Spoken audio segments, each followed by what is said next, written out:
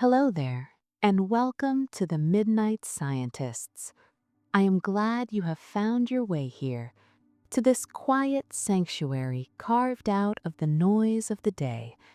If you're listening to this, the sun has likely dipped below the horizon, leaving in its wake the soft indigo bruise of twilight, or perhaps the deep, absolute obsidian of the middle of the night. This is a space designed for you to slow down, to unspool the tight coils of the day, to let the heavy machinery of the waking world grind to a halt, replaced only by the hum of curiosity and the rhythm of your own breath. Before we begin our journey tonight, I want you to take a moment to orient yourself, not in time, for time behaves differently here in the dark, but in space. Where are you in this vast, spinning world? Perhaps you are tucked beneath heavy, quilted blankets in a snowy corner of the north, where the wind howls against the glass but cannot reach you. Perhaps you are lying beneath the slow, rhythmic turning of a ceiling fan in the humid warmth of the southern hemisphere, the air heavy with the scent of rain. Or maybe you are in a city that never quite sleeps, listening to the distant, muffled traffic that sounds like the ocean washing against the shores of concrete and steel. Chapter 1: The Threshold of the Unseen. Wherever you are, visualize yourself as a single point of light on the dark globe of the earth. You are part of a vast, invisible web of dreamers, a community of the night, all seeking the same stillness, the same respite. You are safe here. You are anchored. If you haven't already, settle yourself. Adjust the pillows beneath your head until they feel like clouds supporting the weight of your thoughts. Pull the covers up to your chin. Let your limbs grow heavy, sinking deeper into the mattress, as if gravity itself is wrapping you in a gentle embrace. Unclench your jaw. Let your shoulders drop away from your ears. Let the small muscles around your eyes soften, smoothing out the worry lines of the day. You are not expected to do anything now. There's no checklist, no urgency. You are not even expected to remember what you hear tonight. This story is a vessel, drifting down a slow river. You may stay on board and watch the scenery pass, or you may close your eyes and drift away into the current of sleep at any moment. Both are welcome here. Tonight, we are going to explore a mystery that has captivated the human mind as long as we have been human. It is a topic that has puzzled philosophers in marble halls, challenged scientists in sterile laboratories, and inspired poets staring up at the moon. We are going to talk about dreams. And yes, there is a gentle irony in speaking of dreams in hopes of lulling you into them, but I hope that rather than keeping you awake, this exploration will serve as a bridge, a soft, sturdy walkway leading you from the conscious world into the subconscious one.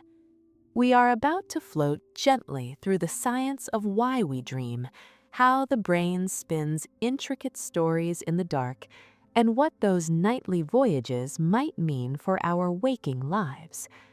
So take a deep, slow breath. Inhale the quiet of the room and exhale the static of the day. Let us begin. To understand dreaming, we must first appreciate the vessel in which it happens, the sleeping mind. When we close our eyes, it often feels as though we are turning off a switch. We imagine the brain powering down, like a computer screen fading to black, sitting dormant and silent until the alarm rings in the morning. But the reality is far more beautiful and far more active. When you drift off, your brain does not switch off. Instead, it shifts gears. It moves from the sharp, analytical focus of the daylight hours into a softer, more fluid state of being. It enters a maintenance mode that is anything but passive. It is a time of repair, of sorting, and of creation. What technically is a dream? The question sounds simple, doesn't it? Like asking why the sky is blue or how a tide rises. But as with all things in the realm of the mind, the word technically begins to wobble the moment we look at it closely. Dreams are notoriously slippery. You know what one feels like. You know the texture of a dream. It is strange, vivid, and fleeting. It is profound in the moment, yet often dissolves like mist the second you open your eyes. Defining a dream with scientific precision is like trying to bottle fog. It is like trying to catch a cloud in a net. But let us try to trace its edges. In the most basic physiological sense, a dream is a sequence. It is a series of images, emotions, thoughts, and sensations that occur involuntarily in the mind during certain stages of sleep. It is a hallucination that we accept as reality. It is a story we tell ourselves when there is no one else listening. Psychologically, a dream is a unique form of consciousness. It is a state where you are undeniably there. You see, you feel, you react, and yet your physical body is absent from the equation.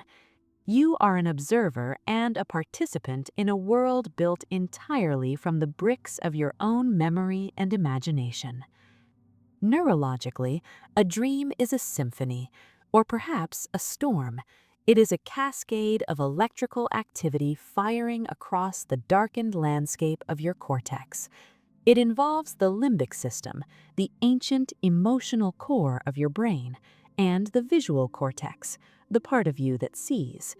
These regions light up and communicate in a language of sparks and signals, all while the prefrontal cortex, the logical, skeptical CEO of your brain, takes a step back. This is why in a dream you do not question the impossible. Imagine for a moment that you are floating through a grocery store, but the aisles are not of linoleum and metal shelves. They are floating on clouds of toast. You are searching for your childhood pet, a dog you haven't seen in 20 years. And when you find him, he looks at you with wise, kind eyes and speaks to you in fluent Italian. In the waking world, your brain would reject this immediately. It would say, "This is impossible. Dogs do not speak. Clouds cannot hold the weight of a store." But in the dream, the logic centers are asleep. The skepticism is offline. And so you accept it. You nod at the dog. You understand the Italian. You float on the cloud. It feels completely, undeniably reasonable. This suspension of disbelief is one of the hallmarks of the dreaming mind. It is a protected space where the rules of physics, time, and identity are suspended, allowing the brain to explore scenarios that could never exist in the light of day. But not all dreams are the same. Just as the ocean has different depths, from the sunlit shallows to the crushing dark of the trenches, the world of sleep has different zones. Scientists have done their best to categorize the types of dreams we experience, though the borders between them are often as fuzzy as the edge of a shadow. There are the vivid dreams. These are the ones we tend to remember most clearly. They are the cinematic blockbusters of the night. They possess a high-definition clarity, filled with saturated colors, intricate textures, and a strong sense of narrative. In a vivid dream, you can feel the wind on your skin. You can smell the salt of the ocean or the dust of an old library. You have a distinct sense of being there. These are the dreams that leave a residue on your mood when you wake up, a lingering feeling of joy or longing or unease. Then there are the abstract dreams. These are softer, more fragmented. They are like looking at a painting through a pane of frosted glass. They might not follow a story. Instead, they are collections of impressions. You might dream of a shape or a color or a feeling. You might wake up with the vague sensation that you were trying to solve a puzzle or that you were late for something, but the details remain forever out of reach. Abstract dreams are less like movies and more like whispers. They are the brain organizing information in a way that doesn't require a script. And then we have the recurring dreams. These are the familiar visitors, the old friends, or perhaps the old ghosts that come to knock on the door of your mind time and time again. They revisit the same theme, the same landscape, or the same scenario. Perhaps you are back in school, walking down a hallway that stretches on forever, realizing you have forgotten the combination to your locker. Perhaps you are running, your legs moving through air that feels thick as molasses, trying to catch a train that is always just leaving the station. Or perhaps you discover with a jolt of embarrassment that you have forgotten to wear clothes in a crowded room. These loops are fascinating to scientists and psychologists alike. The brain, it seems, likes to revisit certain patterns. It is like a musician practicing a difficult bar of music, playing it over and over, trying to resolve the tension, trying to get it right. Recurring dreams are often tied to unresolved stress or ongoing themes in our lives, but they are also a testament to the persistence of the subconscious. It does not give up easily. And finally, we must touch upon the most mysterious type of all, lucid dreams. These are the rare jewels of the night. In a lucid dream, a spark of awareness ignites within the sleeping mind. You are in the dream, perhaps flying over a golden city or speaking to a long-lost friend, and suddenly a realization washes over you. You think, wait, this isn't real. I am dreaming. In that moment, you become the director of the movie. You are no longer just a leaf blown by the wind of the narrative. You are the wind itself. You can choose to turn left instead of right. You can choose to fly higher. You can conjure a door where there was only a wall. Scientists believe that lucid dreaming involves a unique neurological state, a hybrid consciousness where the waking brain and the dreaming brain briefly touch hands. Parts of the prefrontal cortex, that logical guardian, wake up just enough to give you agency, while the rest of the brain remains deep in the vivid hallucinations of sleep. It is a delicate balance, walking the tightrope between two worlds. But before we can dive deeper into the meaning of these dreams, into the theories of Freud and Jung and the modern neuroscientists who map the firing of neurons, we must understand the rhythm of the night itself. We must understand that sleep is not a flat, monotonous line. It is a cycle. It is a tide that flows in and out, carrying you through different stages of consciousness, each with its own purpose, each with its own flavor. Imagine the sleep cycle as a slow descent down a grand, spiraling staircase. When you first close your eyes, you are merely standing at the top of the stairs. You are in the transition. The sounds of the room, the hum of the refrigerator, the passing car are still accessible to you, but they are beginning to fade. This is the shallow water. As you descend, the water grows deeper, darker, and cooler. Your heart rate slows, your temperature drops. The electrical waves of your brain lengthen and smooth out, like the rolling swell of a calm sea. You move from light sleep into deep sleep, the restorative slumber where the body heals itself. And then, after exploring the depths, you begin to rise again. You surface toward a different kind of consciousness. You enter the state known as REM, rapid eye movement. This is the realm of the dream. but we are getting ahead of ourselves. For now, just visualize that staircase. Visualize the slow, rhythmic descent, step by step, breath by breath, leaving the light of the surface behind, moving comfortably into the velvet embrace of the inner world. The night is long, and we have time. There is no rush to reach the bottom. There is no rush to understand it all at once.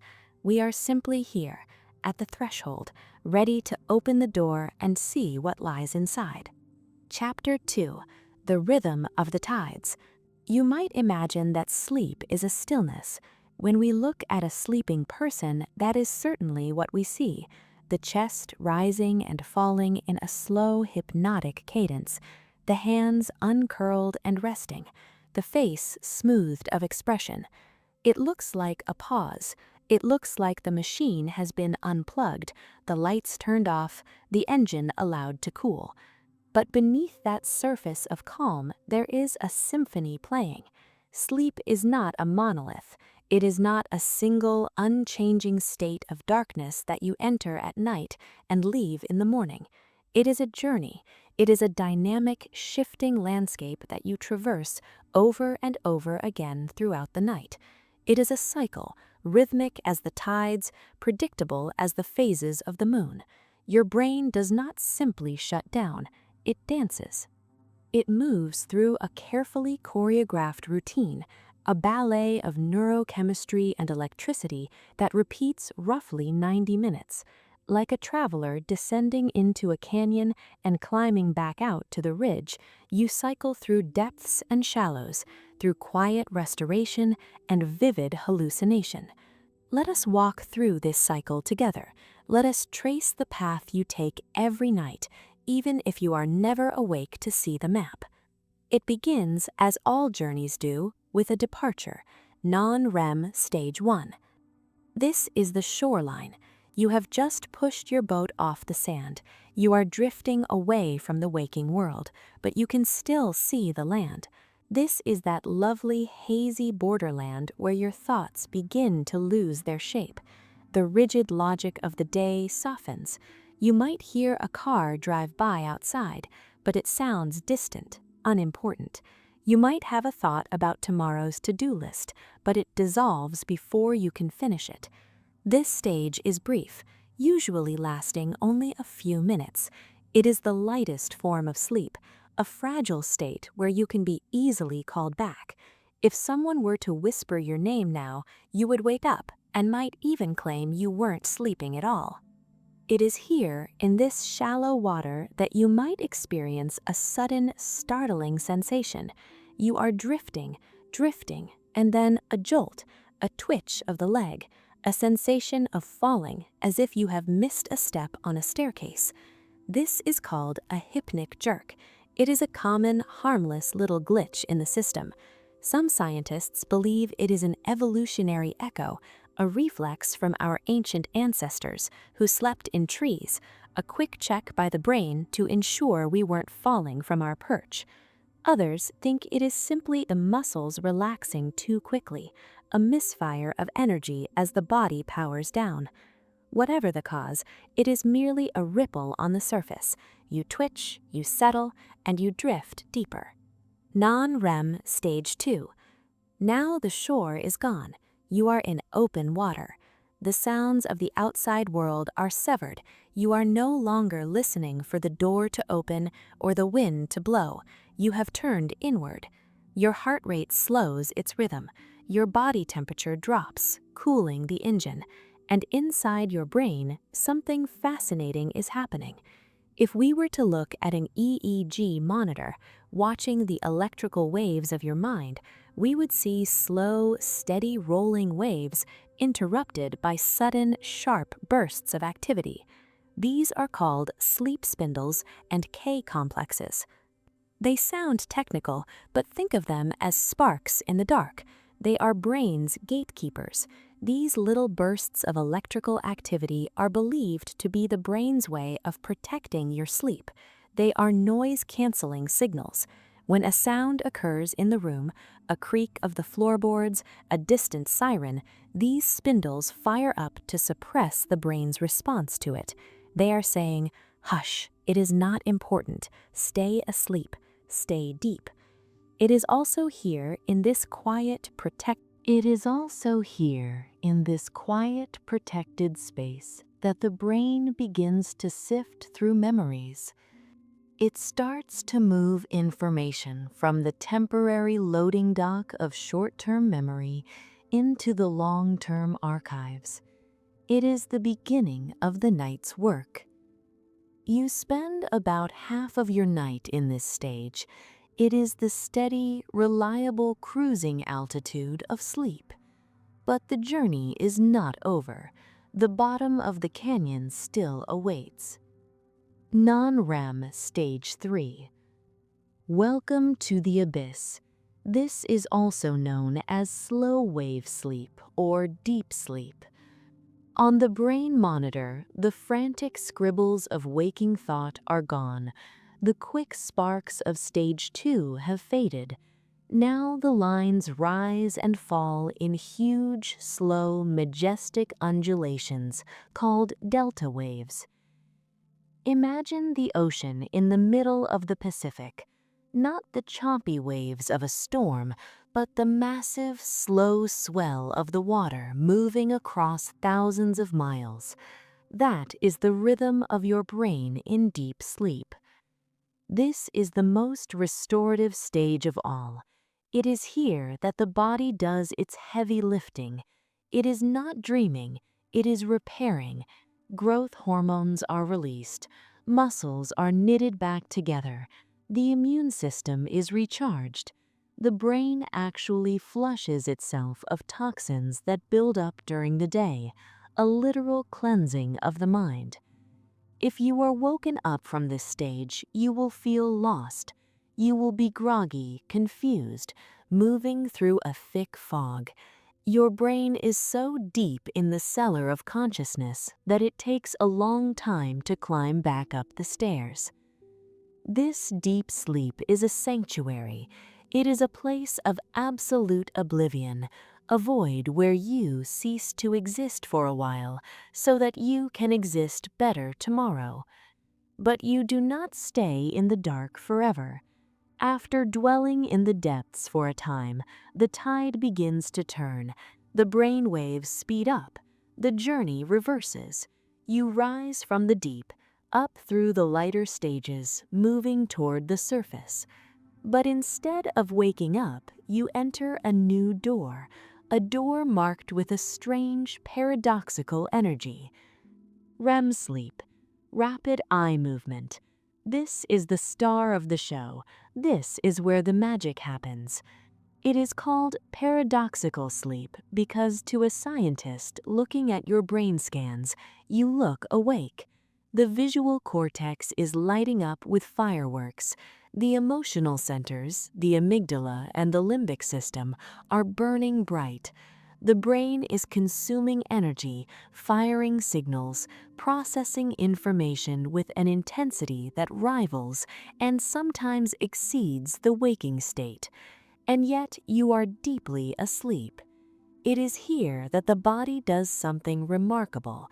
As the mind wakes up into the dream world, the brain stem sends a signal down the spinal cord. It is a command of absolute stillness. It creates a temporary paralysis called REM atonia. Your major voluntary muscles, your arms, your legs, are switched off. They become limp and heavy. This is a brilliant safety mechanism. In your mind, you might be running a marathon, or fighting a dragon, or conducting an orchestra. If your body were to act out these movements, you would hurt yourself. You would thrash and kick. So nature has designed a lock. The mind is given the key to infinite movement, infinite flight, infinite speed, while the body remains safely anchored to the mattress, a heavy stone in a riverbed. The only muscles that are spared are the ones that control your breathing and, of course, your eyes. Beneath your closed lids, your eyes dart back and forth, tracking invisible objects, watching scenes that exist only for you. You are watching the internal cinema. You are dreaming. This is the cycle. Stage 1, Stage 2, deep sleep, REM. It takes about 90 minutes to complete one full loop, and then it begins again. But the night is not a perfect repetition, it evolves. In the first half of the night, your body prioritizes deep sleep.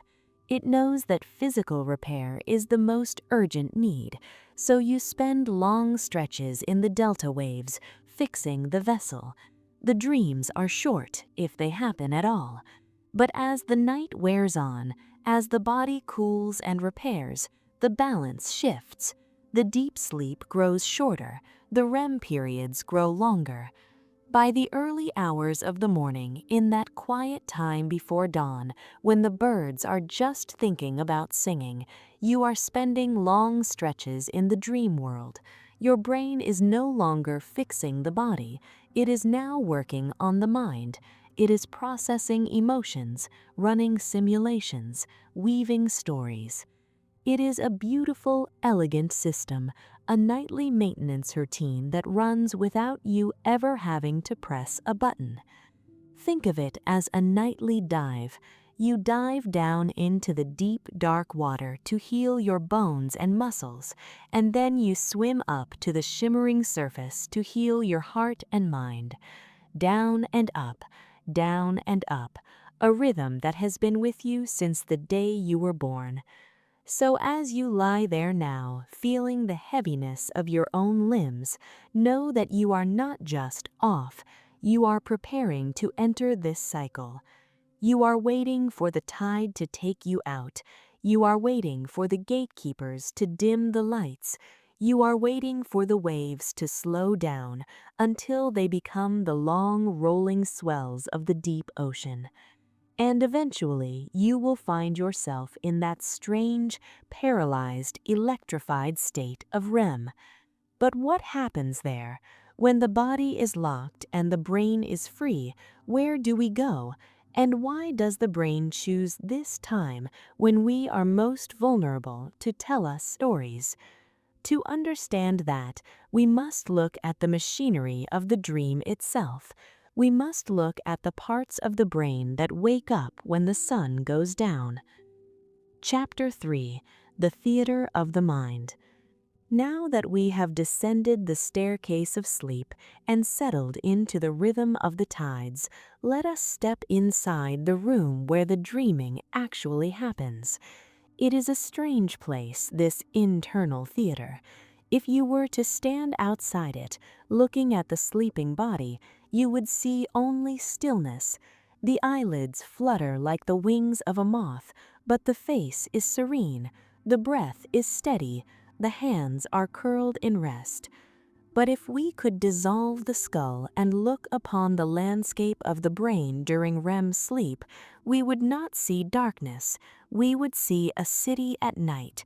We would see a sprawling metropolis of neurons, vast and intricate, coming alive with a light show of spectacular complexity. It is one of the great paradoxes of human existence. When the body is most paralyzed, the mind is most liberated. When the muscles are turned off, the imagination is turned up to its highest setting. Let us take a tour of this glowing city. Let us walk through the architecture of your brain as it constructs a dream. The first thing you might notice is the energy. During deep sleep, the brain was quiet, humming with those slow rolling delta waves. But now, in the dream state, the energy spikes. The neurons are firing in rapid staccato bursts. The consumption of glucose, the brain's fuel, soars. In some regions, your brain is burning energy now, lying motionless in the dark, as it does when you are awake and solving a complex mathematical problem. But the lights are not on everywhere. The city is lit selectively. Walk with me to the center of the city. to the deep ancient structures that sit at the top of the brainstem. Here we find the limbic system. This is the emotional core of the human being. It is the seat of our passions, our fears, our desires, and our instincts. And during a dream, this area is blazing. Specifically, a small almond-shaped structure called the amygdala is highly active. In the waking world, the amygdala is your sentry. It is the part of you that scans for danger. It is the part that makes your heart race when a car swerves too close, or makes you feel a swell of warmth when you see someone you love. It is the engine of intensity. In the dream world, the amygdala is unchained. This helps explain why dreams are rarely neutral. Have you ever noticed that you rarely dream of simply sitting in a beige room doing nothing? No, dreams are charged. They are saturated with feeling. You feel an overwhelming sense of urgency as you run through a forest. You feel a crushing sorrow as you wave goodbye to a ship leaving a harbor. You feel a soaring golden euphoria as you realize you can fly. The amygdala does not know that these things are not real. It does not care that the forest is a hallucination or that the ship is made of memory. It responds to the signal with total sincerity. It floods your system with the chemistry of emotion. So, when you wake up with your heart pounding or with tears drying on your cheeks, it is because, to your amygdala, the experience was true. The story was fake, but the feeling was real. But as we look around this lit-up city, we notice a dark spot. A very important building has gone dark. Move your attention to the front of the brain, right behind the forehead. This is the prefrontal cortex. In the daylight, this is the CEO of your life. This is the part of the brain responsible for logic, for planning, for impulse control, and for reality testing. It is the rational editor that stands between you and the world, whispering, "That doesn't make sense," or "You shouldn't do that," or "That is impossible." It is the voice of reason. But during REM sleep, the prefrontal cortex is chemically inhibited. The lights are turned off. The editor has hung up his coat and gone home for the night. The CEO is on vacation. This is perhaps the most critical feature of the dreaming brain. Without the logical oversight of the prefrontal cortex, the brain is left without a filter. This is why dream logic is so beautifully, wonderfully absurd. It is why you can be in your childhood bedroom one moment, walk through the door, and suddenly be standing in the middle of a desert in Egypt. And in the dream, you don't stop and say, "Wait a minute, this is geographically impossible." You simply accept it. You think, "Ah, yes, the desert, of course." It is why people can morph into other people. You might be talking to your boss, but suddenly they have the face of your grandmother, and yet you still know it is your boss. The part of your brain that would normally flag these errors, the part that checks for continuity and realism, is asleep. So you accept the impossible. You accept that you can breathe underwater. You accept that gravity is optional. You accept that you are late for an exam for a class you haven't taken in 20 years. The dreaming brain is a theater where the critic has been barred from entering. The play goes on, wild and unscripted, and the audience, you, watches with total suspension of disbelief. But if the critic is gone, who is writing the script, and who is painting the scenery? Let us move to the back of the brain, to the occipital lobe. This is the home of the visual cortex. When your eyes are open, this region processes the light that floods in through your retinas. It tells you that the grass is green, that the sky is blue, that the room has depth and shadow. But right now, your eyes are closed. You are in a pitch-black room. There is no light entering the system. And yet, the visual cortex is firing wildly. It is generating images from the inside out. It is pulling data not from the world, but from your memory and projecting it on the screen of your mind. And it is a powerful projector. Dream visuals can be incredibly rich. Think of the texture of a dream, the shine of wet pavement under a street lamp, the impossible iridescent color of a bird's wing, the face of a stranger that your mind has invented from scratch. This internal seeing is so convincing that to the brain it is indistinguishable from actual sight. You are hallucinating a reality that consumes your entire field of vision. And connecting all of these, the emotion of the amygdala, the blindness of the prefrontal cortex, the visuals of the occipital lobe, is the hippocampus. The hippocampus is the librarian. It is the structure responsible for memory. During the day, it has been busy collecting new books, new faces, new facts, and now at night it is opening those books and cross-referencing them with the old archives. It takes a fragment of yesterday, a conversation you had with a cashier, and stitches it together with a memory from 10 years ago, the smell of your grandmother's kitchen. It takes the stress of a deadline you are facing tomorrow and blends it with the image of a tidal wave you saw in a movie once. The hippocampus is the weaver. It pulls the threads of your life, the recent and the ancient, the trivial and the profound, and weaves them into a tapestry. It creates a narrative collage. This is why dreams feel like a remix of your life. They are familiar yet distorted. They are you, but a version of you seen through a kaleidoscope. So, here is the state of the union in the dreaming mind. The logic center is dark, the emotion center is blazing, the visual center is painting furiously, and the memory center is shuffling the deck. It is the perfect recipe for a wild, emotional, vivid, and nonsensical journey. But why? Why does the brain do this? Why spend so much energy running this internal cinema when it could just rest? Why terrify us with nightmares or confuse us with riddles? Is it just random noise? Is it just the static of the brain sweeping the floors, a few neurons firing accidentally as they clean up the mess of the day? Or is there a purpose? Some scientists believe that this state, this high-energy, low-logic simulation, is a training ground. Think about it. In a dream, you are often practicing survival.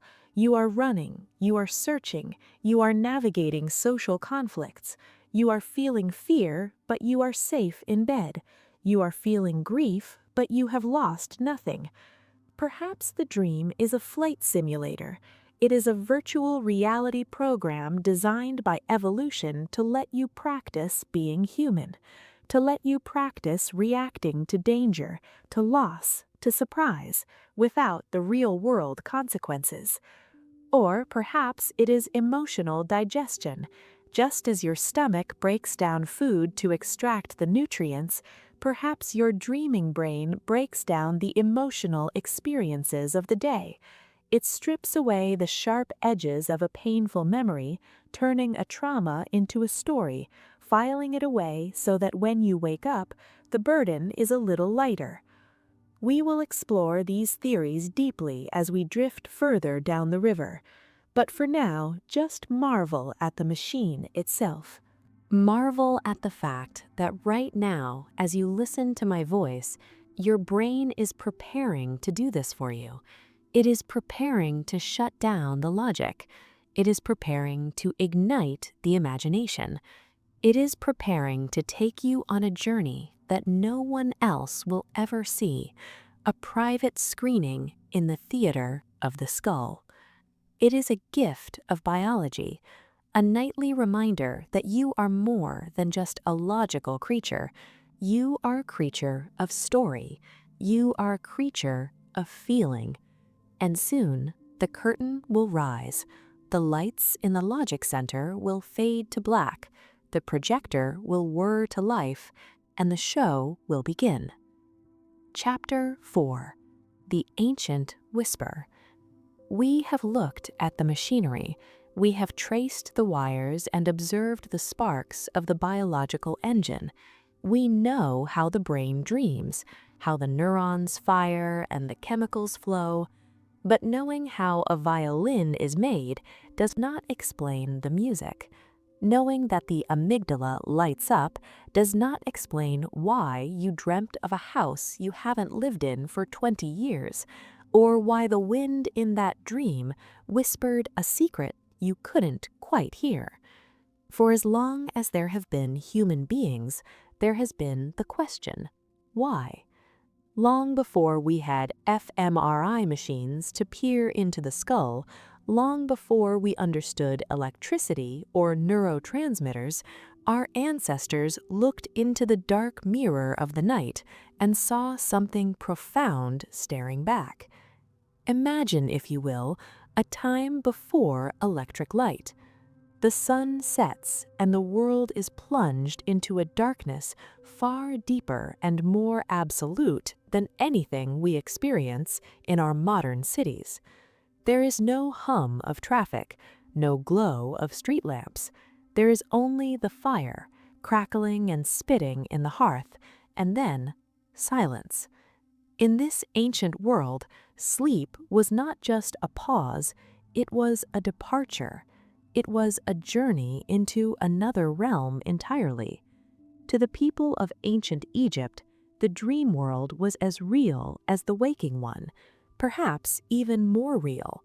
They believed that when a person slept, they were not merely resting, they were traveling. The soul was untethered, free to wander the spaces between the earth and the heavens. They saw dreams as messages. If you were an Egyptian living along the banks of the Nile 3,000 years ago and you had a vivid dream, you would not dismiss it as just a dream. You would treat it as a letter delivered by a divine courier. They had priests, known as the masters of the secret things, whose sole job was to read these letters. They wrote dream books, elaborate manuals of symbols and meanings written on papyrus scrolls. If you dreamt of a deep well, it meant one thing. If you dreamt of drinking warm beer or weaving cloth or seeing a crocodile, it meant another. To them, the dream was a window. Sometimes it looked into the future, offering a warning or a prophecy. Sometimes it looked into the will of the gods. But it was always significant. It was always a conversation with the invisible. Move forward in time, across the Mediterranean Sea to the marble temples of ancient Greece. Here, dreams were not just messages, they were medicine. The Greeks built great sanctuaries to Asclepius, the god of healing. These were not hospitals in the way we think of them, sterile and bright. They were places of ritual and quiet, nestled in groves of cypress trees, filled with the scent of herbs and the sound of running water. Pilgrims who were sick or troubled would come to these temples to practice incubation. They would purify themselves, offer prayers, and then lie down to sleep in a sacred dormitory called the abaton. They slept among non-venomous snakes that slithered quietly across the stone floors, the symbol of the god. They slept with the hope that Asclepius would visit them in the night. They believed that the cure would come in the dream itself. Perhaps the god would perform a surgery on them while they slept. Perhaps he would whisper a recipe for a poultice or a change in diet. Or perhaps the dream itself was the healing and realignment of the soul that would manifest in the body. Imagine the faith of that act, to travel for miles, to lie down in the dark among strangers and snakes, and to trust that the most powerful medicine in the world would come to you when your eyes were closed. To the ancients, the source of the dream was external. It came from somewhere. It came from the gods, from the spirits, from the ancestors. It was a visitation. But as the centuries turned, the pendulum swung. The Enlightenment arrived. The Industrial Revolution roared to life with its steam engines and factories. The world became obsessed with reason, with logic, with the tangible and the measurable. In this new world of clockwork and science, dreams lost their magic. They were demoted. They were dismissed as nonsense. Scientists of the 19th century waved them away as nothing more than the result of indigestion, a bit of spicy cheese or a heavy meal causing the brain to misfire. They were seen as the mental equivalent of a burp, random noise, meaningless static. The dream world went quiet. It was ignored, left to gather dust in the attic of scientific inquiry. And then, at the turn of the 20th century, a man in Vienna lit a candle in the dark. Sigmund Freud. In 1899, he published a book called The Interpretation of Dreams, and with it, he shifted the gaze of humanity. He took the source of the dream from the sky and placed it firmly back inside the human mind. Freud argued that dreams were not messages from the gods, they were messages from us. He famously called dreams the royal road to a knowledge of the unconscious activities of the mind. Imagine your mind as a house. The ground floor is your waking life. It is where you entertain guests, where you cook dinner, where you make polite conversation. It is tidy, logical, and respectable. But Freud suggested that this house has a basement, a deep, sprawling cellar that is locked to the public. And in this basement, we keep the things we do not want to see. We keep our primal desires, our secret jealousies, our forbidden rages, and our oldest, deepest wounds. According to Freud, the door to this basement is guarded. During the day, the guard is vigilant. He keeps the monsters downstairs. But at night, when we sleep, the guard gets tired. He dozes off. And while he sleeps, the residents of the basement slip past him. But they are clever. They know that if they show their true faces, the dreamer will wake up in horror. So they wear masks. They dress up in costumes. A forbidden desire might dress up as a train entering a tunnel. A suppressed anger might dress up as a thunderstorm. A fear of failure might lose their teeth. Freud called this wish fulfillment. He believed that every dream, no matter how strange or scary, was ultimately an attempt by the subconscious to satisfy a hidden urge. He taught us to look at the dream as a puzzle, a code to be cracked. He taught us that the dream is not about the train, it is about what the train represents. Whether or not you agree with Freud's specific interpretations, and many modern scientists do not, his impact was seismic. He validated the inner life. He told the world that the stories we tell ourselves at night matter, that they are made of the same stuff as our deepest selves. But the story of interpretation does not end with Freud. It expands with his student, his friend, and eventually his rival, Carl Jung. If Freud saw the dream as a basement full of secrets, Jung saw it as a vast, ancient forest. Jung agreed that dreams came from the unconscious, but he didn't think it was just a personal dumping ground for repressed desires. He believed in something far larger, far more mystical.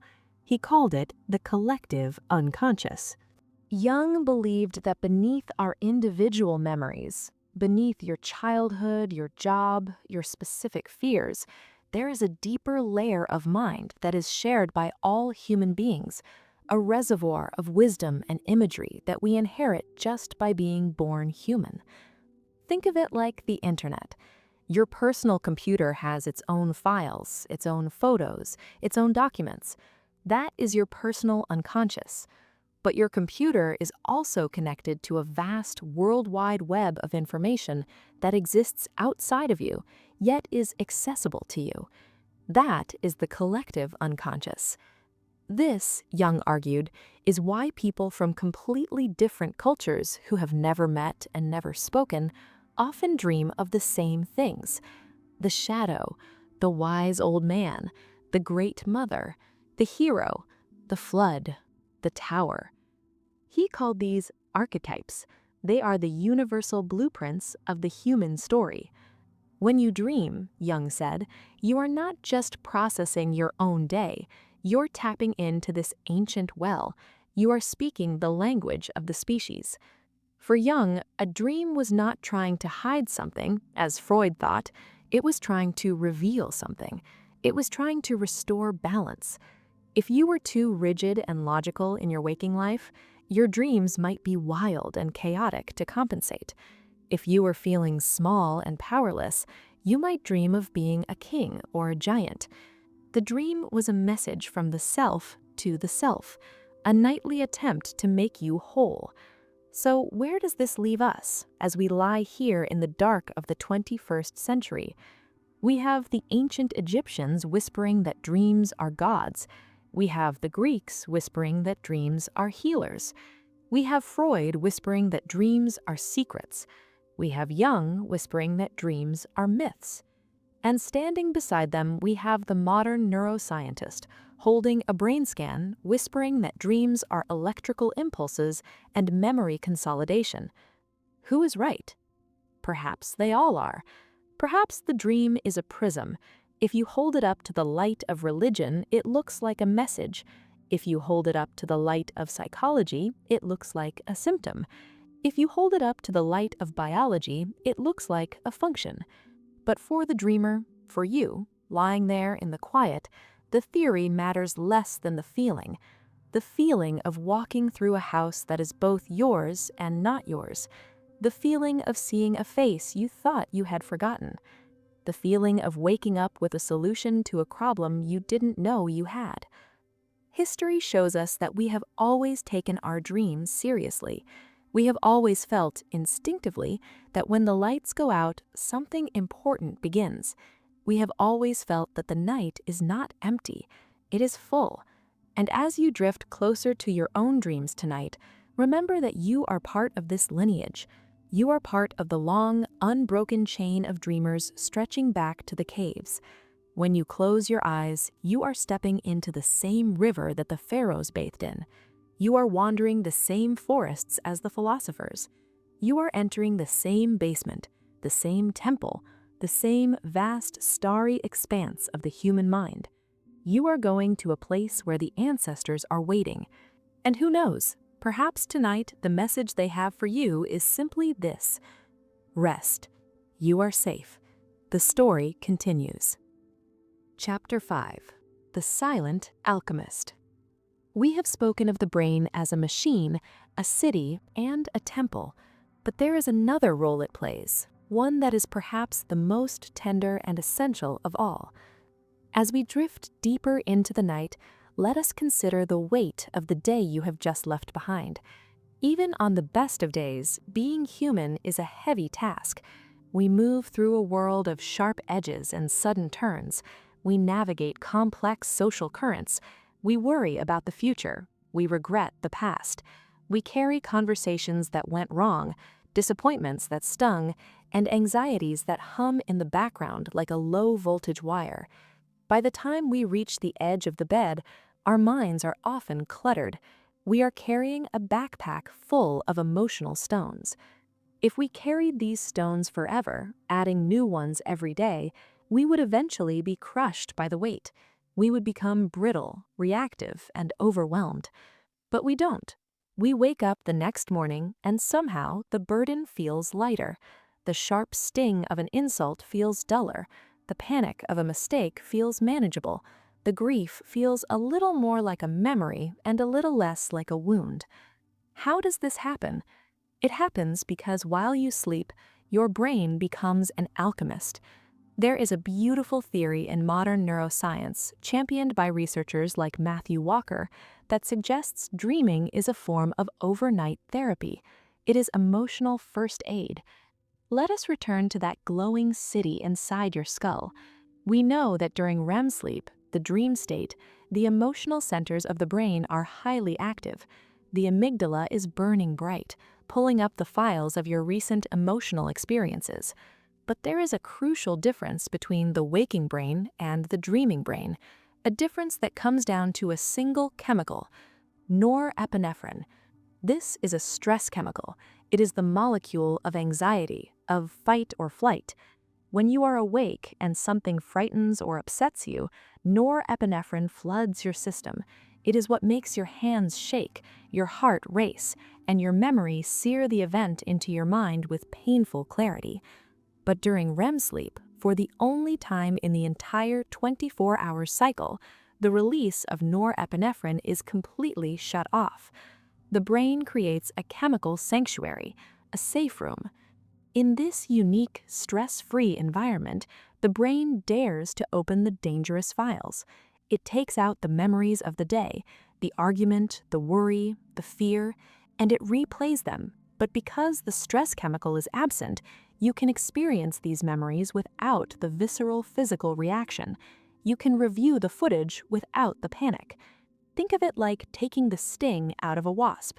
The memory remains. You remember the wasp, you remember it landing on you, but the poison is removed.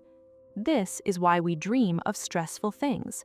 Have you ever wondered why, when you are stressed, your dreams seem to echo that stress? You might dream of losing your passport, or failing a test, or being lost in a strange city. It is tempting to think that your brain is punishing you. Why, you might ask, can't I just dream of a tropical beach? Why must I relive the anxiety? But your brain is not punishing you. It is processing.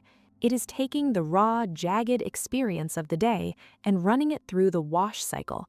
It is turning it over and over in the safe, chemical bath of sleep, smoothing down the sharp edges. Imagine a rough stone thrown into a river. The stone is your worry. The river is your dream. At first, the stone is jagged. It cuts your hand if you hold it. But all night long, the water rushes over it. The current tumbles it, rolls it, washes against it. The dream story might be chaotic. The water might be turbulent, but the work is being done. By morning, the stone is still there. The memory hasn't vanished, but it is smooth. It is round. You can hold it in your hand without bleeding. This is the gift of the night. It explains the old wisdom of the phrase, "sleep on it." How many times have you gone to bed angry, confused, or heartbroken, feeling that the world was ending? And yet, when the sun comes up, the feeling has shifted. The anger has cooled into annoyance. The heartbreak has softened into sadness. The confusion has settled into acceptance. You didn't fix the problem. You didn't change the world. You simply slept. And in that sleep, the silent alchemist transmuted your pain into wisdom. But the brain does not just process the negative, it is also a master of connection. While you sleep, the brain is not just stripping away emotion, it is also building bridges. It is taking the new experiences of the day and weaving them into the tapestry of your entire life. It asks, where does this fit? It takes the conversation you had with a stranger today and connects it to a book you read 5 years ago. It takes the feeling of the wind on your face this afternoon and connects it to a childhood memory of the beach. This is why dreams are so bizarre. In the waking world, we categorize things neatly. Work goes in the work box, family goes in the family box, the past stays in the past. But in the dream world, the boxes are overturned, the contents are spilled out onto the floor, and the brain starts to play. It creates a collage. It puts your boss in your childhood kitchen. It puts your dog in the driver's seat of your car. It blends the face of your partner with the face of a celebrity. It looks like chaos. It looks like nonsense. But scientists believe this associative mashup is actually a form of brilliance. It is the brain searching for patterns. It is testing weak connections to see if they hold weight. By mixing things up in these strange, surreal combinations, the brain often discovers solutions that the logical waking mind would miss. This is the source of creative dreaming. History is filled with stories of artists, scientists, and inventors who went to bed with a problem and woke up with an answer. Dmitri Mendeleev was struggling to organize the elements of the universe. He worked for days, exhausted, until he finally collapsed into sleep. And there, in the theater of his mind, he saw a table where all the elements fell into place as if by magic. He woke up and wrote down the periodic table. Paul McCartney woke up one morning with a melody playing in his head, a tune so complete and perfect he thought he must have heard it on the radio. It turned out to be the song Yesterday. Mary Shelley dreamt of a pale student of unhallowed arts kneeling beside the thing he had put together, a vision that became Frankenstein. Why does this happen? Because in the dream, the no voice is turned off. The inner critic that says, "That's silly," or "That won't work," is asleep. Your brain is free to think sideways. It is free to make leaps of logic that are impossible in the daylight. It wanders off the path and finds the hidden treasure in the woods. So if you are stuck on a problem in your waking life, a creative block, a difficult decision, a relationship issue, do not force it. Do not sit at your desk until your eyes burn, staring at the screen. Step away, turn off the lights, lie down. Trust the alchemist. Hand the problem over to the night shift. Say to your brain, "Here, I cannot solve this. You take it for a while." And then let go. As you lie here now, feel the comfort of that surrender. You do not have to be the one in charge anymore. You do not have to hold the weight of your emotions or the complexity of your problems. You are entering the sanctuary. The chemicals are shifting. The stress is draining away, leaving your body like water draining from a tub. The guard is stepping aside. The alchemist is lighting the fire. Whatever you are carrying tonight, whatever worry, whatever fear, whatever question, visualize yourself placing it in a basket by the door of your sleep. You do not need to bring it inside with you. The dream will come out and pick it up. It will wash it. It will polish it. It will hold it up to the light of the stars and see what it is really made of. And while that work is happening, you will be floating. You will be flying over oceans of toast, or walking through forests of blue trees, or simply drifting in the warm, dark void of rest.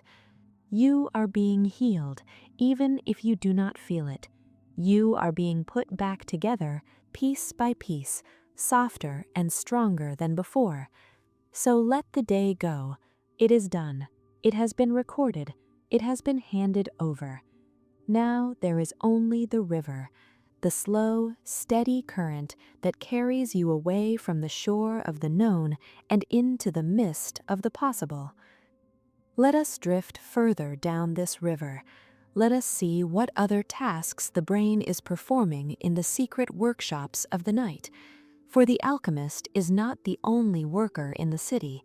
There is also the librarian, and there is the builder, and they have much to do before the sun rises. Chapter 6. The Silent Librarian. We have spoken of the alchemist who transmutes your emotions, soothing the burns of the day, but there is another figure who walks the halls of your mind while you sleep, a figure of quiet precision, infinite patience, and careful hands.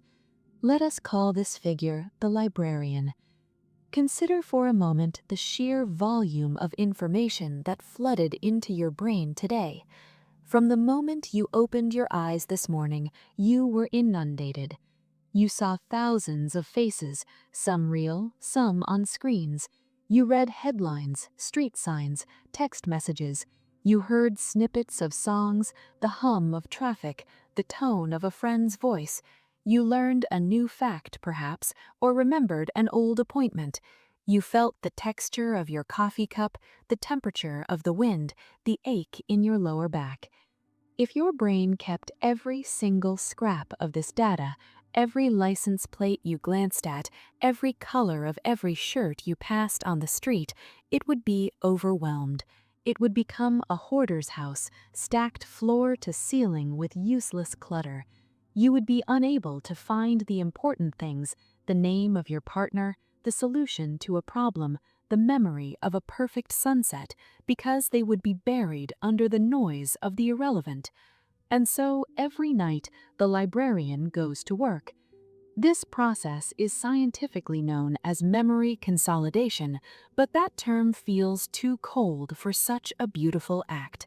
It is really a process of curation. The center of this activity is the hippocampus. We met the hippocampus earlier, the weaver of dreams, but its day job is to act as a temporary inbox. It is a small, curved structure shaped like a seahorse, nestled deep in the center of the brain. During the day, it catches everything. It holds the new memories in a fragile, temporary state. But the hippocampus has limited storage. It's like a USB stick that fills up quickly. If it isn't emptied, it cannot learn anything new tomorrow. So when you enter the deep, slow wave sleep of the night, a dialogue begins. The hippocampus wakes up and starts to whisper to the cortex, the outer wrinkled layer of the brain, which acts as the hard drive, the permanent vault. Imagine a vast, dimly lit library with high, vaulted ceilings. It is night. The public has gone home. The silence is thick and velvety. The librarian moves through the aisles. They are carrying a basket filled with the day's intake, a jumbled pile of books, loose papers, and photographs. They pick up a memory. Let's say it is the conversation you had with a friend today. The librarian looks at it. Is this important? Does this carry emotional weight? Is this a lesson? Is this a connection? If the answer is yes, the memory is strengthened. It is taken out of the fragile basket of the hippocampus and placed securely on the sturdy oak shelves of the cortex. It is filed away in the section for friendship or joy or advice. This transfer is physical. Scientists have observed that the electrical firing patterns that occurred when you learned something during the day are replayed at high speed while you sleep. Your brain literally rehearses the memory, etching the groove deeper, turning a faint trail in the grass into a paved road. This is why, if you are learning to play the piano or studying a new language, sleep is not just a break from practice, it is practice. You might struggle with a piece of music all afternoon, your fingers fumbling over the keys. You go to sleep frustrated, but while you rest, the librarian is there, running the scales, polishing the movements. You wake up the next morning, sit at the piano, and suddenly your fingers know the way. The memory has been moved to the vault. It has become part of you. But the librarian has another job, one that is just as important as saving memories: forgetting.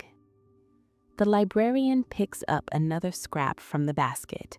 It is the memory of the pattern on the bus seat you sat on this morning, or the random string of numbers on a receipt you threw away. Is this important? No, the brain whispers. We do not need this. And so the memory is discarded.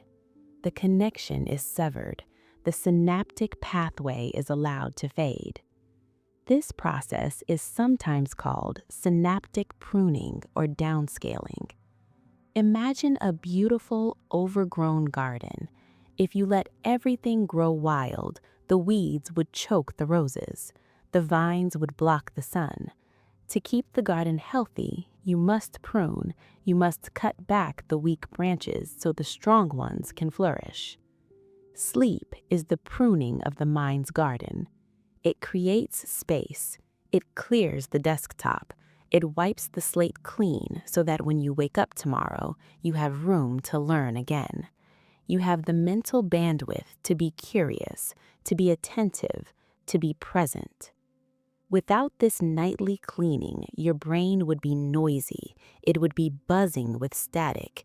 You would feel foggy, overwhelmed, unable to focus. We have all felt this after a night of poor sleep, the feeling that the brain is full of cotton wool, that thoughts are wading through treacle.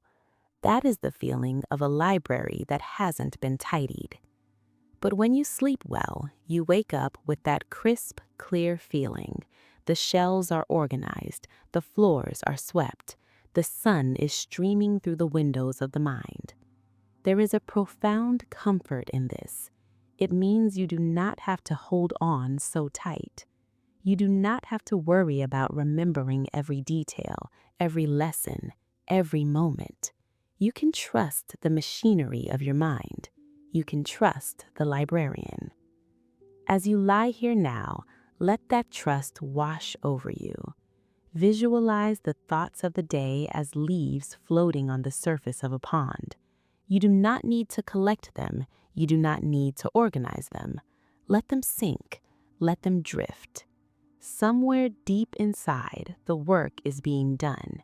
The keepers of the archive are moving silently in the dark. They are saving what matters. They are letting go of what doesn't. They are writing the story of your life into the permanent ink of memory, all while you do nothing but breathe. The library is safe. The doors are locked. The silence is holding you. And as the librarian finishes her work on the memories of the past, the brain begins to turn its attention to something else, something older, something primal. It begins to look toward the future. It begins to run simulations. Because the night is not just for remembering where you have been, it is also for preparing you for where you might go. Chapter 7: The Midnight Simulator. The librarian has filed away your memories. The alchemist has soothed your emotions. The city of your mind is humming with the quiet, organized rhythm. But as the night deepens and the brain slips into the most vivid cycles of REM sleep, a new function begins to whir to life. The scene shifts. The internal projector changes reels. We are no longer just looking back at what has happened. We are looking forward to what might happen. Welcome to the simulator. There is a fascinating theory in evolutionary biology known as the threat simulation theory. It suggests that dreaming is not just about processing the past, but about rehearsing for the future. It proposes that the dream world is a virtual reality training ground designed by millions of years of evolution to keep you safe. Imagine for a moment our ancient ancestors. They lived in a world of constant, immediate danger. A rustle in the grass could be a lion. A shadow in the water could be a crocodile. A storm could mean freezing to death. To survive, they needed sharp instincts. They needed reflexes faster than thought. But you cannot practice running from a lion in real life. The stakes are too high. You get one chance. If you fail, the game is over. So nature devised a brilliant solution. It gave us a safe space to practice. It gave us the nightmare. I know, nightmare is a heavy word. We tend to dislike them. We wake up, heart pounding, sweating, wishing we could erase the images from our minds. But consider the nightmare not as a torment, but as a drill. In the safety of sleep, paralyzed by the REM lock so you can't hurt yourself, your brain conjures a threat. It creates a predator. It creates a fall from a great height. It creates a situation where you are lost or trapped or being chased. And then it watches. What will you do? Will you run? Will you fight? Will you freeze? It tests your neural pathways. It fires the circuits of fear and reaction, strengthening them, oiling the gears of your survival instincts. It is a flight simulator for the human animal. When you wake up from a dream where you were running from a shadow, your heart is racing because your body believes you just survived. You just put in a solid hour of survival training. You are, theoretically, sharper, faster, and more ready for the waking world than you were when you went to bed. But we aren't running from lions anymore. We live in cities of glass and steel. Our predators are different now. And so, the simulator has updated its software. Instead of saber-toothed tigers, we dream of social threats. We dream of showing up to work naked. We dream of failing an exam. We dream of shouting but no sound coming out. These are the modern equivalents of being eaten.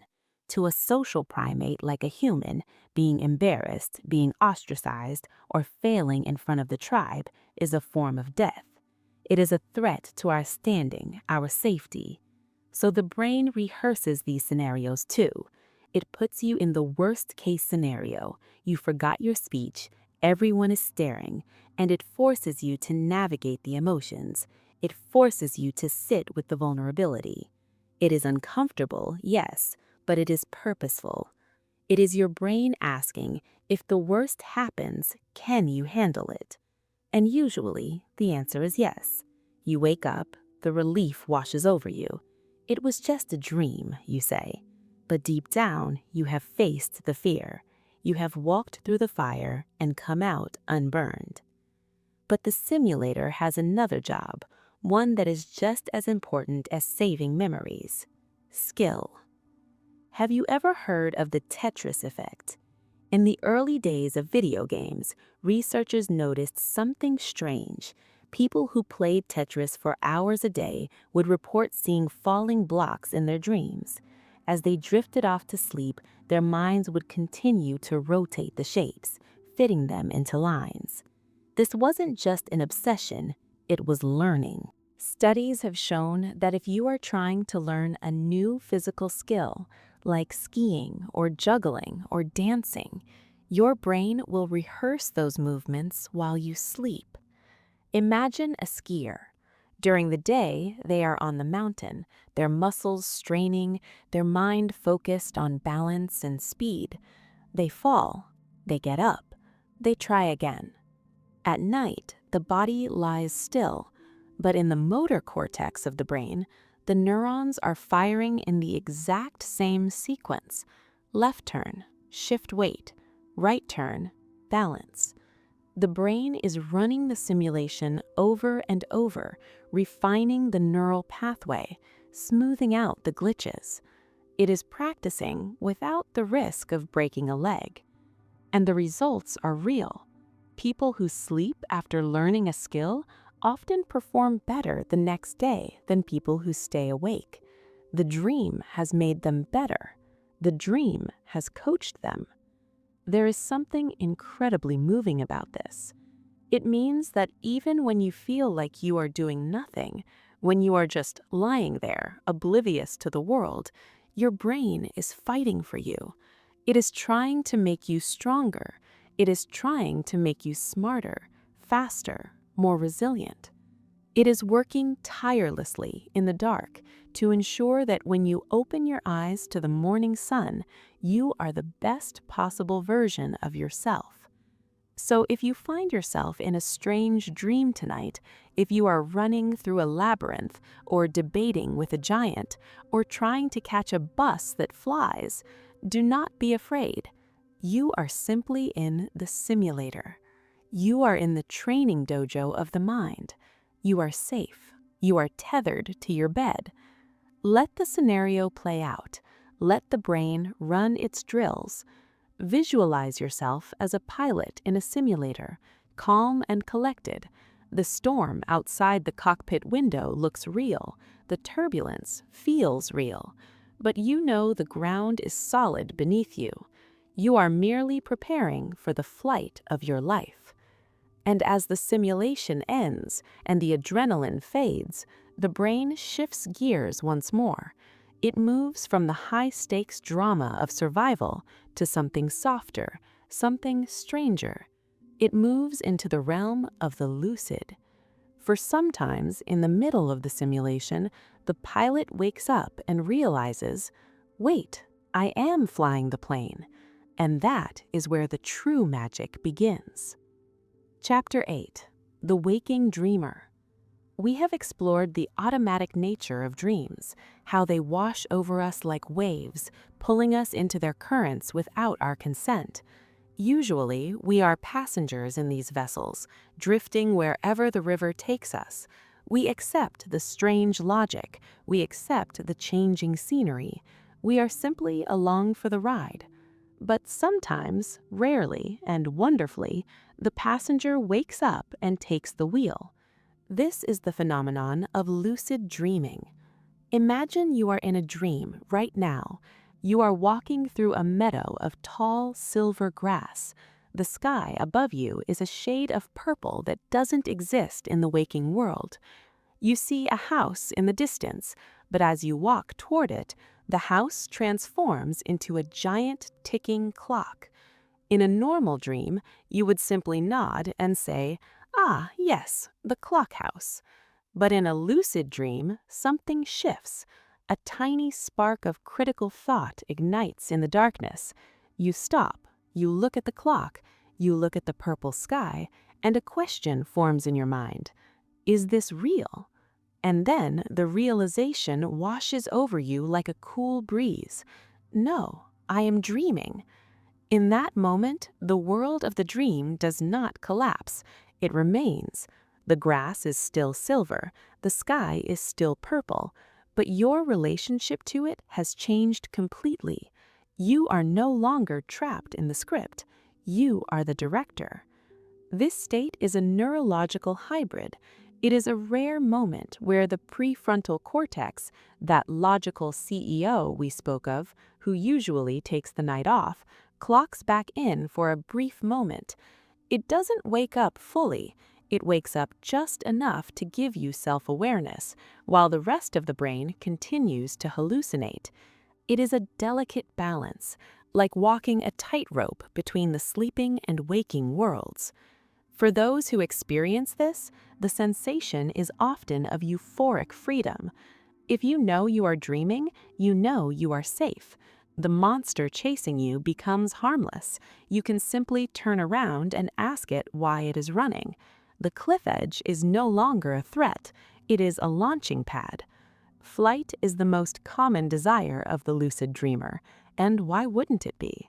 To push off the ground and feel the sensation of gravity dissolving, to soar over the rooftops of your own imagination, seeing the city of your mind spread out below you like a glittering map. There are even techniques that dreamers use to trigger this state, little tests called reality checks. They might try to read a sentence in a book. In a dream, text is notoriously unstable. It shifts and scrambles when you look away. Or they might look at their hands. In a dream, hands often look strange, too many fingers, or made of wax. These are the keys that unlock the door. But whether you try to control your dreams or simply let them happen, the existence of lucid dreaming tells us something profound about the human mind. It tells us that consciousness is not an on-off switch. It is a dimmer. It is a spectrum. We can be awake, we can be asleep, and we can be something in between, a conscious traveler in an unconscious world, exploring the hidden rooms of our own being with a flashlight in hand. So if you find yourself tonight in a place that feels just a little too strange, if the gravity feels light or the colors feel too bright, pause, look at your hands. You might just find that you are free to fly. But we are not the only ones who travel these landscapes. We are not the only ones who run and fly and seek in the dark. Chapter 9. The Silent Menagerie. Let us step away from the human mind for a moment. Let us leave the complexities of logic and lucidity and look at the simpler, purer dreamers who share our homes and our world. Picture a dog sleeping on a rug in a patch of moonlight.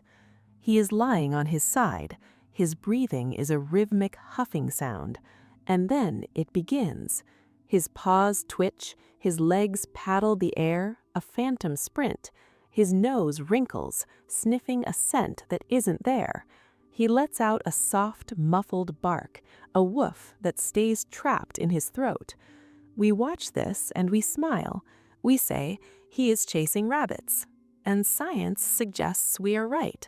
For a long time, we wondered if animals truly dreamed, or if their sleep was just a blank void. But as we have peered closer into the brains of our fellow creatures, we have found that the architecture of sleep is not unique to humans. It is an ancient biological inheritance. Almost all mammals and birds experience REM sleep. They all enter that state where the body is still and the brain is wild. Researchers at MIT once looked into the brains of sleeping rats. They had spent the day watching the rats run through a maze, measuring the specific pattern of neurons that fired as they turned left, then right, and then found the food. Later, while the rats slept, the researchers watched the monitors, and there, in the silence of the lab, the pattern repeated. The exact same neurons fired, left, right, food. The rat was running the maze again. It was replaying its day, consolidating the memory, learning the path. It was dreaming of its world. And it is not just mammals. In the trees, young zebra finches dream of songs. These birds learn to sing by listening to their elders, but they perfect their tunes in their sleep. During the night, the neurons in their vocal centers fire in the rhythm of the song, rehearsing the melody silently, over and over, so that when dawn breaks, they can sing it true. But perhaps the most beautiful dreamer of all lives beneath the waves, the octopus. This creature, so different from us, with a brain distributed into its 8 arms, also sleeps, and it also dreams. When an octopus enters its version of active sleep, it puts on a show. In the waking world, the octopus changes the color and texture of its skin to hide from predators or to communicate. It can become a rock, a coral, a shadow. When it sleeps, these changes happen spontaneously. An octopus dozing in a tank will suddenly flash bright yellow, then it will turn the mottled brown of the sand. Then it will ripple with the dark bands of a threat display. It is wearing its dream on its skin. We cannot know for sure what the octopus is seeing. Is it dreaming of a crab it hunted? Is it dreaming of hiding from a shark? We can only watch the colors shift like a silent movie projected onto its body. There is something profound. There is a profound comfort in this connection. It reminds us that dreaming is not a burden of human consciousness. It is not a side effect of our complex lives. It is a fundamental part of being alive. It connects the dog on the rug to the bird in the tree, to the octopus in the reef, to you, lying in your bed. We are all part of a vast, silent menagerie, closing our eyes against the dark and turning inward. We are all running mazes. We are all chasing rabbits. We are all practicing our songs for the morning. When you sleep tonight, you're joining a chorus that spans the entire animal kingdom. You are part of the great breathing rhythm of life on Earth. You are never truly alone in the dark. Chapter 10: The Shadow Side. We have spoken of dreams as libraries, as playgrounds, and as healers. But we must also acknowledge the rooms in the house that are kept locked. The corridors where the shadows stretch a little too long, the dreams that make us wake with a gasp, our hands clutching the sheets. The nightmare. It is a universal human experience. There is not a soul on this earth who has not, at some point, run from a monster that wasn't there. When we talk about nightmares, our instinct is to push them away. We view them as failures of sleep, glitches in the system that ruin our rest. But if we look at them through the lens of science and compassion, we might see them differently. We might see them as guardians. Remember the simulator? We discussed how the brain practices survival skills. A nightmare is simply the simulator running a high-intensity drill. If the brain wants to teach you how to handle fear, it cannot show you a picture of a kitten. It has to show you a storm.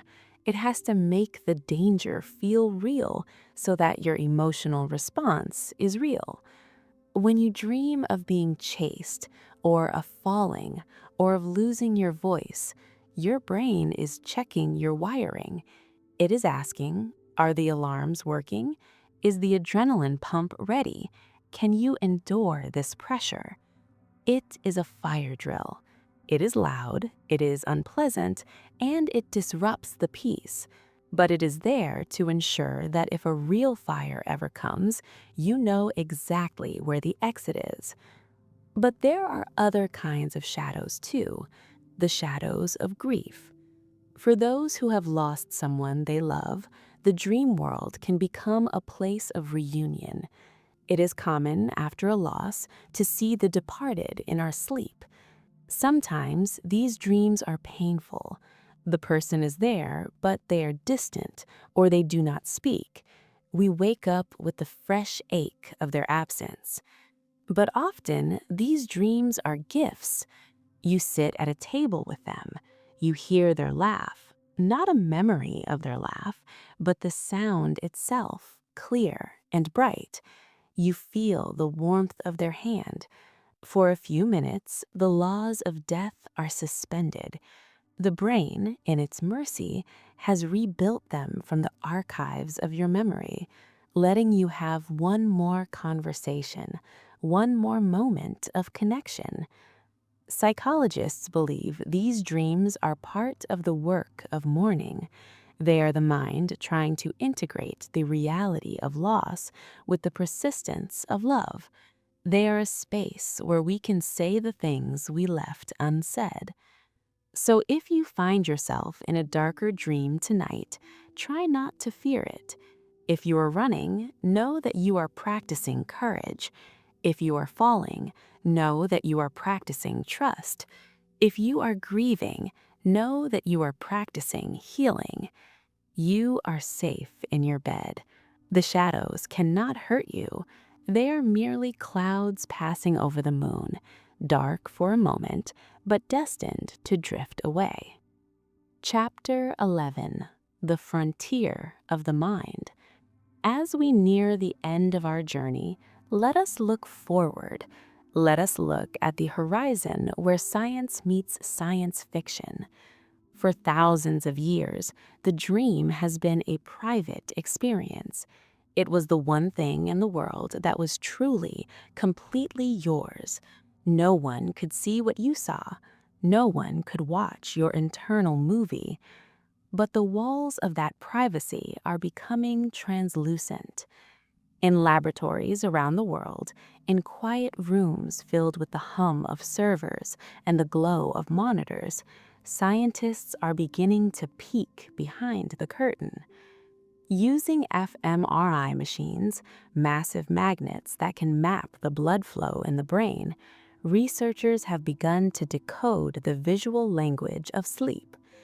In a groundbreaking experiment in Japan, scientists scanned the brains of people as they fell asleep. When the machine detected a visual pattern, they would wake the person up and ask, "What were you seeing?" The person might say, "I saw a car," or "I saw a man." The computer learned. It learned what a dream car looks like in the language of neurons. It learned the electrical signature of a dream man. And then they let the person sleep. The computer watched the brain activity. It saw the patterns emerge. And without waking the dreamer, the computer predicted they are seeing a car. It was right. We are not yet at the point where we can record your dreams like a movie on a DVD. The images we can decode are hazy, blurs of shape and color, like looking through thick fog.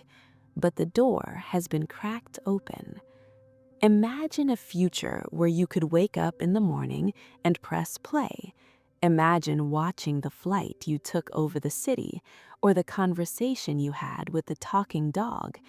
Imagine being able to show someone else the beautiful, impossible things your mind created. It is a wondrous thought, but it is also a quiet warning, because the dream is perhaps the last true sanctuary. It is the place where we are free to be irrational, to be strange, to be broken, to be wild without judgment. If we pull the dream out into the light of day, do we lose some of its magic? Does a dream need to be seen to be real? Or is its power in its secrecy? Perhaps some things are meant to stay in the dark. Perhaps the value of the dream is not in the data it provides, but in the feeling it leaves behind. Science will continue to march forward. We will map more neurons, we will decode more signals, but I suspect that the heart of the dream, the deep emotional mystery of it, will always remain just out of reach. And that is a good thing.